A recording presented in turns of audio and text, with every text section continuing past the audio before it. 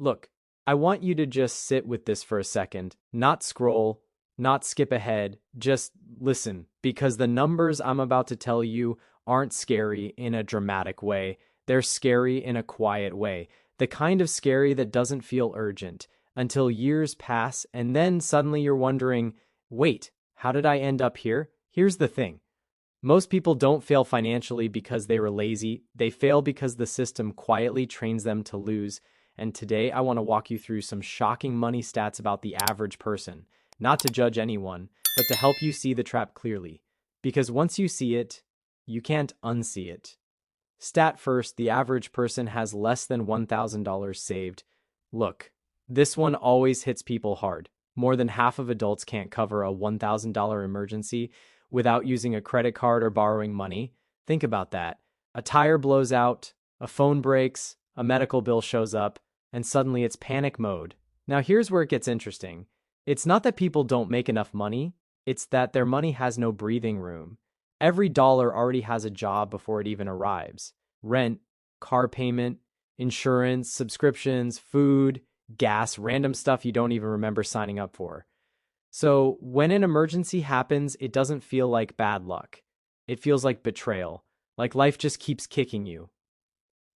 But the real issue isn't the emergency, it's the lack of margin. And margin is everything in money. Stat second, the average car payment is over $700 a month. Let that sink in. $700 for something that goes down in value every single year. Here's the thing. People don't buy cars, they buy monthly payments. Nobody asks, can I afford this car? They ask, can I afford this payment? And those two questions are not the same, because $700 a month is $8,400 a year, $42,000 over 5 years. That's not a car. That's a missed investment account. That's a down payment. That's emergency savings. That's freedom delayed. But psychologically, the car feels good now. And humans are wired for now. Future you doesn't get a vote. Stat. Third, most people spend their raises without noticing. This one is sneaky. You get a raise, maybe $200 extra per paycheck. At first you feel rich, then nothing changes. Why? Because lifestyle inflation is silent. You don't announce it. You just start saying things like, it's only $15 more. It's just another subscription. I deserve this. And slowly, quietly, the raise disappears. Here's the thing. Your income went up, but your financial position didn't. You worked harder, got promoted, stayed loyal, and still feel broke. That's not because you're irresponsible. It's because the default system encourages spending growth and not wealth growth. Stat fourth, the average person doesn't know their monthly spending. If I asked you right now, how much do you spend per month? Total, not rent, not bills, everything. Most people don't know. They'll guess probably like $3,000-ish. But when they actually track it, it's $4,200. And that gap, that missing $1,200, is where financial stress lives. Because uncertainty creates anxiety. Your brain hates not knowing, so money becomes emotional instead of mathematical. That's when people avoid checking bank apps, avoid statements, avoid numbers, not because they don't care, but because it makes them uncomfortable. And avoidance is the most expensive habit there is. Stat fifth, credit card debt is considered normal. This one frustrates me. The average person carries thousands in credit card debt and talks about it casually, like it's just part of adulthood. Yeah, I got like $5,000 on a card, no urgency, no panic, just acceptance. Here's the thing. Credit card debt grows at 20 to 30% interest. That means if you owe $5,000, you're paying around $1,000 to $1,500 a year just to stay in the same place. You're not paying it off. You're renting debt, and psychologically that drains you because every month you're working, not for yourself, but for past decisions. That's exhausting. Stat sixth, most people think investing is only for rich people. This belief alone keeps millions broke. People say things like, I'll invest when I make more. Investing is for rich people. I don't have enough to start. But here's the uncomfortable truth. If you wait until you're rich to invest, you will never become rich, because investing isn't about amount. It's about time. Let's keep the math simple. $200 a month invested at 8% for 30 years becomes roughly $300,000 plus. Not sexy, not viral, but real. The problem is, the reward is delayed, and humans hate delayed rewards. We prefer instant pleasure over future stability. That's money psychology in a nutshell. Stat seventh, most people depend entirely on one income source. One job, one paycheck, one employer. That's it. And that's risky. Not because employers are evil, but because life is unpredictable. Layoffs happen, hours get cut, health issues show up.